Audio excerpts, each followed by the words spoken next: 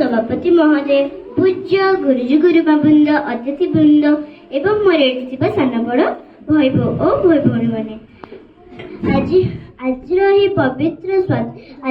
पवित्र स्वाधीनता दिवस रे मते किछि कहबाक सुजोग मिलिथिबारु मु निजकु धन्य मने करुछि। सर्वप्रथमे मु आज 80तम स्वाधीनता दिवस रे समस्त को शुभेच्छा और शुभकामना जणाउछि। स्वाधीन शब्दर अर्थ होउछि मुक्त।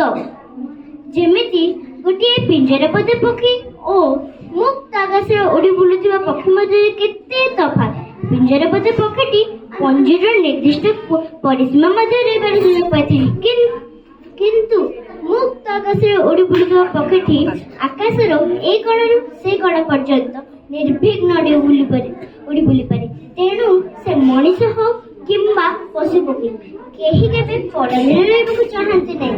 इंग्रजी माने वाणिज्य व्यवसाय करबा बहाना करी आसी हम देश को अधिकार करिनाले। दीर्घ 200 वर्ष धरी शासन कले।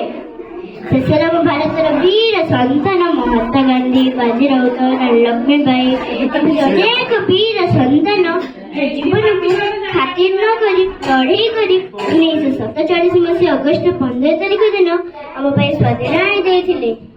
से वीर संतान मान चरण मन कोटि कोटि प्रणाम। स्वाधीनतार अर्थ केवल स्वाधीन भाव बंच रहा नुहे।